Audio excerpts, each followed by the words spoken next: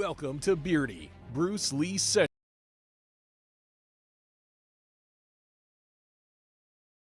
Welcome to Bruce Lee Central, the biggest Bruce Lee channel on the planet. When you think speed, you think Bruce Lee. Bruce is widely regarded as the fastest human to ever live, and with good reason. His body was sculpted with speed in mind. He trained every inch of his body with the sole purpose of developing his twitch muscle fibers. At his peak, Bruce had only 0.3% body fat. That's the same body fat percentage as 8-time Mr. Olympia Ronnie Coleman. Now, combine that with brutal accuracy, power, and skill, and you have the most incredible martial artist to ever live. Now, sit back, relax, and enjoy the top 5 times Bruce Lee proved he had superhuman speed. Number 5. The time an audience member challenged Bruce Lee to a speed contest.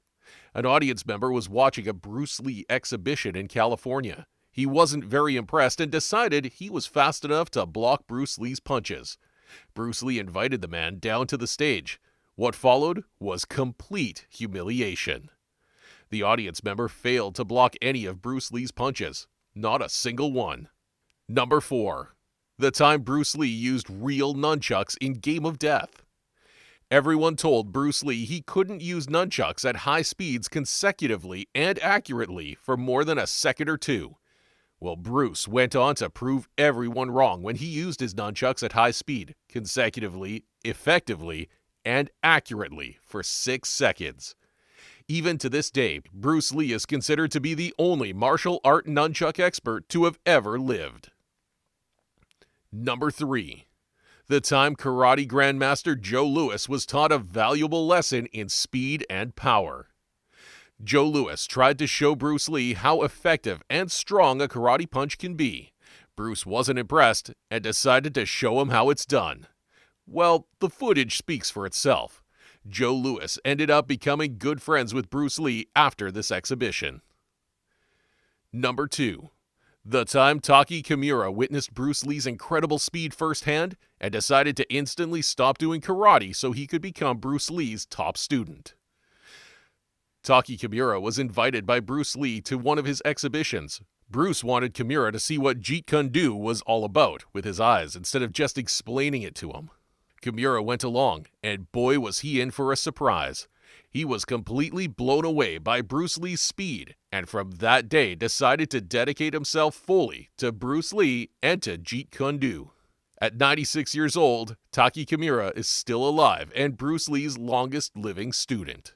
Number 1. The time Bruce Lee knocked Dan Inosanto down while he was in mid-air. Dan Inosanto and Bruce Lee had become good friends in the 60s, and Bruce Lee asked him if he wanted to have a sparring match with him at the upcoming Long Beach tournament. Dan Inosanto said yes, but to his surprise, only days before the match was to take place, Bruce said, "It's not a normal sparring match. It's a real match because we will be wearing protective gear. Let's give the people a good fight." Dan Inosanto was surprised and begged Bruce to reconsider. Inosanto wanted the match to be rehearsed and was nervous that something would go wrong. Bruce said, "Relax, it's going to be fine." Bruce didn't go all out during the match. In fact, he was taking it easy on Inosanto. But for one small moment, Bruce showed everyone what he was capable of. The momentum of Inosanto coming flying in, combined with Bruce Lee's incredible accurate power punch, was enough to send Inosanto down to the canvas, even with protective gear on.